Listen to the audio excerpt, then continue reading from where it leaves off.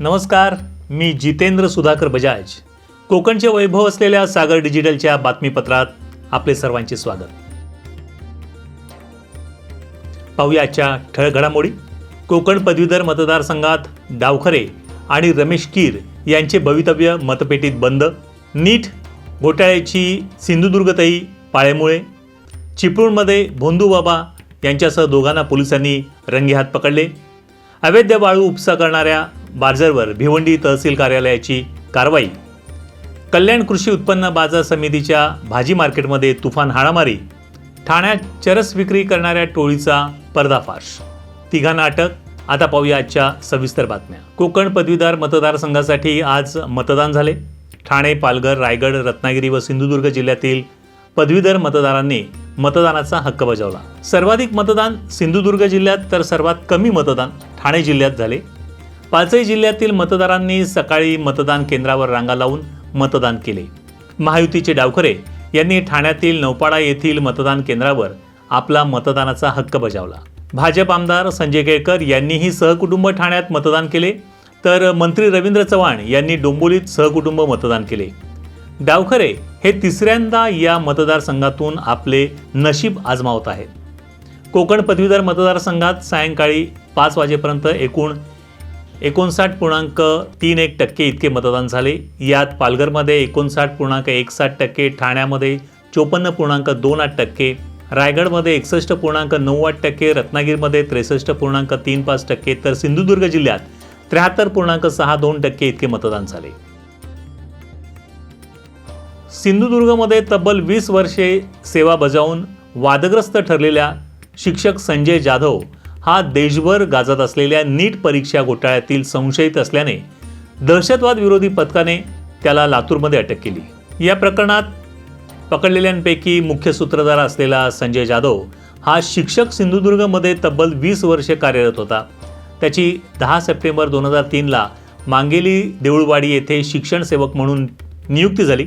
त्यानंतर सावंतवाडी पंचायत समिती अंतर्गत जिल्हा परिषद प्राथमिक शाळा मधुरे क्रमांक 3 मध्ये त्याने दीर्घकाळ उपशिक्षक म्हणून काम केले. त्याने विद्यार्थी आणि पालकांना नीट परीक्षामध्ये गुणवाढीचे आमिष दाखवून रक्कम स्वीकारल्याचे तपासात पुढे आले. ही रक्कम कोणाकोणाकडनं घेण्यात आली, कोणत्या स्वरूपात घेतली, ती पुढे कोणाला दिली, या माध्यमातून किती जणांची फसवणूक झाली याचा तपास यंत्रणा करत आहे.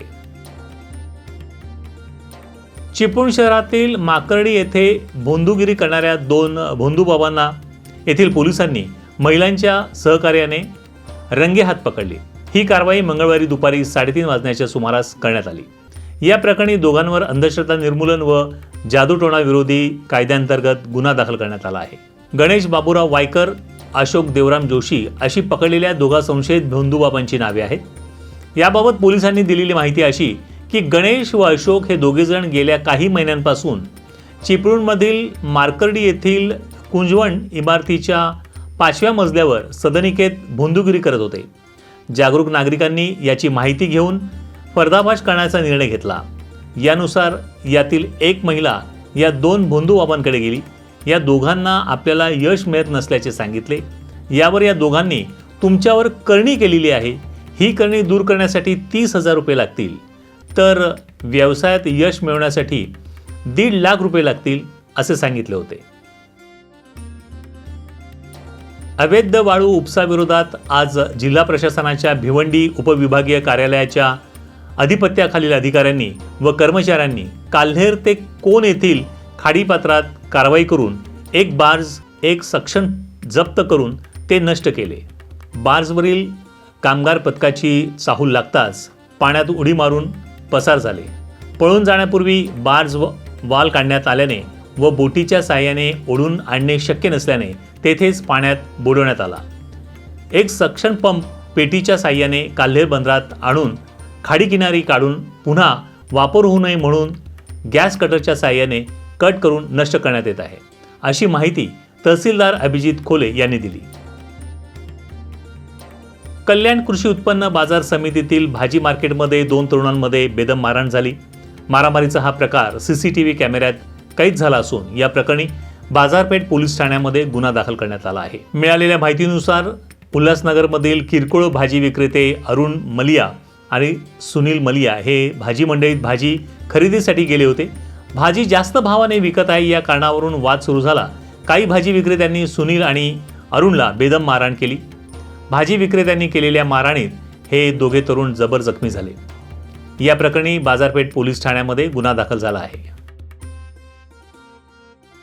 ठाण्यात चरस विक्री करणाऱ्या 3 जणांच्या टोळीचा ठाणे शहर पोलिसांनी पर्दाफाश केला आहे. या प्रकरणी अनिल कुमार श्रीमुखलाल प्रजापती, अर्जुन कुमार जोखुलाल प्रजापती आणि श्यामबाबू प्रल्हाद सरोज या त्रिकुटाला अटक केली असून त्यांच्याकडनं 1 किलो 890 ग्रॅम वजनाचा 18,90,000 रुपये किमतीचा चरस जप्त करण्यात आला आहे. हे तिघे मूळचे उत्तर प्रदेशचे रहिवासी आहेत. या प्रकरणी शांतीनगर पोलीस ठाण्यामध्ये गुन्हा दाखल करण्यात आला आहे आणि पुढील तपास खंडणी विरोधी पथकाचे सहाय्यक पोलीस निरीक्षक सुनील तारमळे करीत आहेत. याच्यामध्ये गुन्हे शाखा 3ने सुद्धा मोठी कामगिरी केलेली आहे. जो 3 किलो 164 ग्रॅम MD साठा आपण उल्हासनगरमधून जप्त केला. त्याची जवळजवळ 4 कोटी किंमत आहे. तसंच यावेळी आपण पहिल्यांदाच बघतोय की NDPSमध्ये मोका आपण अप्लाय केलेला आहे. त्यामध्ये ठाणेनगरचा गुन्हा आहे 294/23. याच्यामध्ये सुरुवातीला आपल्याला कमी क्वांटिटीमध्ये चरस मिळालं होतं आणि पुढं आपण डेव्हलप करून त्याच्यामध्ये बरेच 8 आरोपी अरेस्ट केले आणि ह्याला आपण मोका कायदा अप्लाय केला आणि त्याच्यामध्ये ते आरोपी अद्यापही जेलमध्ये आहेत आणि अशा स्वरूपाची कारवाई चालू राहील. आणि निश्चित स्वरूपामध्ये ठाणे आयुक्तालय हे ड्रगच्या विरोधात काम करत आहे. याबरोबर सगळे जे कॉज फाउंडेशन असेल आणि बाकीच्याही NGOनी याच्यामध्ये मदत करणं अपेक्षित आहे आणि ती करतायत. आणि नागरिकांनाही मी आवाहन करेन की आपल्या परिसरामध्ये ड्रग पेडलर असेल, ड्रग विक्री करणारा कोणी असेल किंवा सेवन करणारे कोणी आपल्या परिसरामध्ये, आपल्या कॉलेजमध्ये, आपल्या स्कूलच्या परिसरामध्ये असे कोण दिसतील तर आपण नजदीकच्या पोलीस स्टेशनमध्ये आपण इन्फॉर्म करावं किंवा मग डायल 112 जी हेल्पलाईन आहे याच्यावरती आपण माहिती द्यावी, जेणेकरून आपण ह्या ड्रगचं समूळ उच्चाटन करू शकू. तर अतिशय चांगला उपक्रम ठाणा पोलीस आयुक्तालयाकडून होत आहे आणि आपल्या सर्व पत्रकार बांधवांचंही याच्यामध्ये मोठं योगदान आहे की प्रत्येक प्रेस कॉन्फरन्सला चांगली आपण उपस्थिती पण ठेवता आणि चांगलं आमच्या ज्या काही कारवाई आहेत त्या प्रसारित करता. आणि आजचंही जे कॅम्पेन आपण राबवत आहे याचाही प्रसार आपल्या माध्यमातून होणार आहे. तर आपल्या पत्रकार बांधवांचंही या ठिकाणी मी आभार मानतो. तर यामध्ये तुम्ही 2,424 आरोपी दाखवले आणि अरेस्ट फक्त 12 आहेत. नाही, याच्यामध्ये कन्झम्पशनच्या केसेस 2,514 झाले. या होत्या सागर डिजिटलच्या बातम्या. या बातमी संदर्भात आपल्या सूचना आणि प्रतिक्रियांचे आम्ही नक्कीच स्वागत करू. पुन्हा लवकरच भेटू नव्या बातम्यांसह. तोपर्यंत धन्यवाद. सागर डिजिटलच्या YouTube चॅनलला लाईक करा, शेअर करा, सबस्क्राईब करा आणि ताज्या घडामोडी नियमित पाहण्यासाठी बेल आयकॉनला प्रेस करा.